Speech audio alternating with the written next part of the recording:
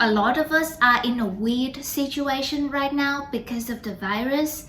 Since we are staying home a lot, why don't we spend more time learning Vietnamese? Here are a series of lessons related to the current situation. You can find more lessons like these on our website learnvietnamesewithannie.com, and also don't forget to check out our storybooks and audiobooks on Amazon. Okay, let's get started.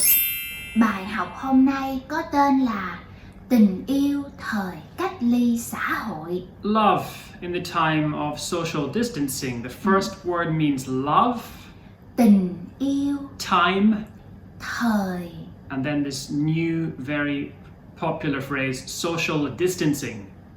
Cách ly xã hội. And it's worth breaking down that phrase into its component parts, because the first part of that means quarantine. Cách ly. Right, so these days, if you fly into Vietnam, you will have to go into quarantine, and this is the word that refers to that process. And then the next part of the phrase means society or social. Xã hội. Right. Trong cuộc nói chuyện này, mình sẽ nghe một cái cuộc điện thoại. This dialogue is a telephone conversation. Người con trai tên là Hòa thì gọi điện thoại cho Ly. And there's a guy, his name is Hoa, and he calls his female friend, whose name is Lee. Hòa muốn rủ Ly đi chơi. Hoa wants to ask Lee out on a date. Đúng rồi, và Hòa rất là hồi hộp. And he's very nervous about this. Bây giờ mình nghe cuộc nói chuyện này ha.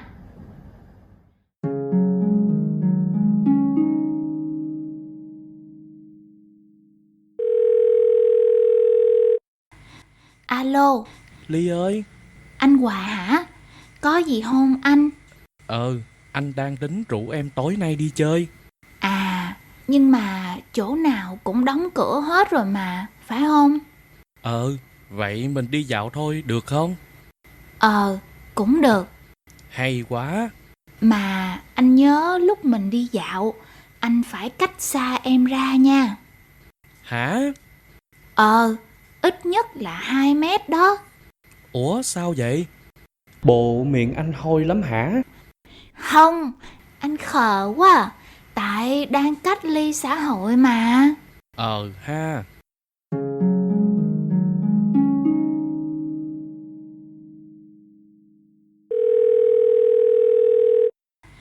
Alo. Ly ơi. Anh Hòa hả? Có gì hôn anh? Anh đang tính rủ em tối nay đi chơi. Nhưng mà chỗ nào cũng đóng cửa hết rồi mà, phải không? Vậy mình đi dạo thôi được không? Cũng được. Hay quá. Mà anh nhớ lúc mình đi dạo, anh phải cách xa em ra nha. Hả? Ít nhất là 2 mét đó. Ủa sao vậy? Bộ miệng anh hôi lắm hả? Không, anh khờ quá à. Tại đang cách ly xã hội mà. Ha. Rồi, bây giờ mình phân tích một chút nha. Okay, let's go through the dialogue line by line. So the woman says... Alo. The woman says... Alo. And that's what you say when you answer the phone in Vietnam. And the man says, hey, Lee. Ly ơi. And Lee says, is that Hoa? Anh Hòa hả? And she asks him, what's up? What's going on? Có gì không anh? Right, very useful piece of language here. So literally it means, is there anything? Đúng rồi, có gì không? So that's what it means literally. In English we'd say something like, what's up? What's going on? What's new? And Hoa says, because he's nervous, right? And then he invites her to go out, right? So literally his invitation is something like, I am planning to invite you. Anh đang tính rủ em This evening tối nay to go out. đi chơi. Right. In English it sounds a little bit weird, but this is how you can invite someone out in a polite way, right? Đúng rồi. So literally, I'm planning to invite you. So let's hear that phrase again. Đang tính. Planning, that's planning, right? Dạ đúng To rồi. invite. Dạ. Rủ. Okay, so this is what you want to say. If you want to invite someone on a date or something, then you should say this, right? Đúng rồi. I'm planning to invite you. Now Lee responds, oh, À, but everywhere is closed, isn't it? nhưng mà chỗ nào cũng đóng cửa hết rồi mà, phải không? Right, because these days, what with the COVID situation, there's nowhere to go, right? Cinemas and restaurants are closed. Đúng rồi. At least at the time of recording, this is the case. So she says, everywhere is closed. Give us that whole phrase again. Chỗ nào cũng đóng cửa hết. Okay, let's break it down very simply. Everywhere, Chỗ nào cũng. right? Every place, right? Literally, Đúng rồi. is closed. Đóng cửa. And that literally means closed door, right? Đúng rồi. So everywhere is closed. And then at the very end, one more word. Hết. And this word kind of emphasizes the everywhere, right? Đúng rồi. So you don't need this word, is that right? Dạ không. But we often have this word "hết" at the end of a sentence where you're saying that everything or everywhere or all or the entire blah blah blah, right? Đúng rồi, chính xác. Okay, so she's saying like every single place is closed. Where are we going to go?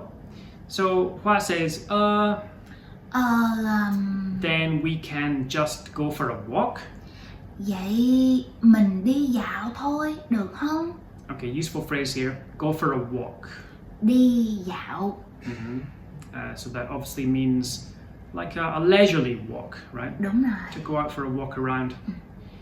And Lee says, okay. Cũng được. Hoa is very happy, so he says, Hay quá. and that means great, fantastic, awesome. And Lee tells him, but remember when we are walking, Mà anh nhớ lúc mình đi dạo, you have to stay away from me. anh phải cách xa em ra nha. Okay, so remember when we are walking. Give us that phrase, when we are walking. Lúc mình đi dạo. So which part means when? Lúc. Okay, so you use that similar to English when. You stick it at the front and then you say the thing that describes the time, right? Đúng So rồi. when we're walking, when you were young, when I had a guitar, whatever it is. So you have to stay away from me. What's the phrase, stay away from me? Cách xa em ra. Okay, what if I wanted to say stay away from my dog? Cách xa con chó của anh ra. Okay, you can see the structure there, right? So you have to stay away from me, and at the very end of the sentence there's a particle. Nha. And this particle we see at the end of lots of sentences, but here we can be more specific about why it's here, right? Dạ. So she is saying to him, remember to do this thing. Remember to stay away from me. Đúng rồi. And when we are saying that in Vietnamese, we tend to end our order, our instruction with this word. Đúng rồi. Nha. Right, so remember to do your homework, remember to wash the dishes, remember to stay away from me. Đúng rồi. Nhớ. Nha. Right. So Hoa is a bit confused. He's going to go for a walk and he's being ordered to keep his distance, so he says, huh? Hả? And Lee says, yeah, at least 2 meters. Ít nhất là 2 mét đó. And the useful thing in this sentence is at least. Ít nhất. Right, so that just means least, right? Đúng rồi. So at least 2 meters. And Hoa is getting nervous about this weird injunction. So he says, oh, why? Ủa, sao vậy? And then he asks, do I have bad breath? Bộ miệng anh hôi lắm hả? Okay, now the sentence needs to be broken down a little bit. What's the first word he says here? Bộ Now, this word is not contributing to the direct meaning of his sentence. This word is telling us his attitude. Is that right? Đúng rồi. So we often hear this word at the beginning of a question, which is maybe asking for something to be clarified or confirmed. And it tells us that he has a negative attitude to the whole situation, right? Đúng rồi. So it sounds kind of complicated, but if you hear lots of examples, it becomes kind of intuitive, I think, right? Do you have another example? Oh, well, I have an example, right? Maybe I tell you that I'm not going to have dinner tonight. And you might say... Vậy là tối nay anh chắc không ăn tối phải không? Em sẽ ngạc nhiên. Em sẽ hỏi, ủa, bộ anh không đói hả? Right, so you're just saying, Bo, you're not going to have dinner. Right, so it's a clarifying question and you don't like this thing, right? You think, maybe you think I'll drop dead if I don't eat, right? Yeah. Okay, but here it's, Bo, do I have bad breath? So we don't talk about breath in Vietnamese in this context. We talk about having a smelly mouth. What's the word for mouth? Miệng. So he says, does my mouth smell bad? What's the word for smell bad? Hôi.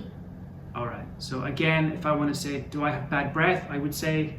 Bộ miệng anh hôi lắm hả? Right. And Lee reassures him. She says, no, you dummy. Không, anh khờ quá à. So literally, no, you're so dumb. What's the word for dumb? Khờ. Okay, and this is obviously said in a kind of friendly way, right? She's saying, no, you dummy. So it's not like an insult, right? No. And then she explains, it's because of social distancing, or it's because we are social distancing. Tại đang cách ly xã hội mà. And Hoa says, oh yeah. Ha. Bây giờ mình nghe một lần nữa ha.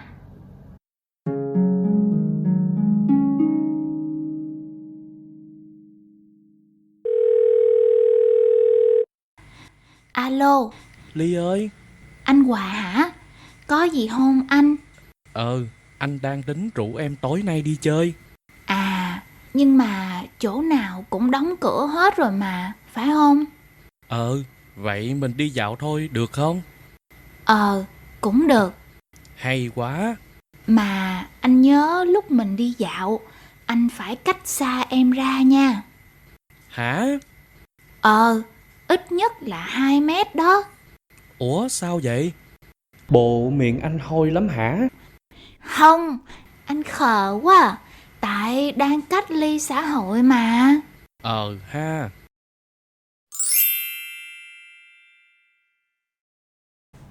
Love. Tình yêu. Time. Thời. Social distancing. Cách ly xã hội. What's up? Có gì không? Invite. Rủ.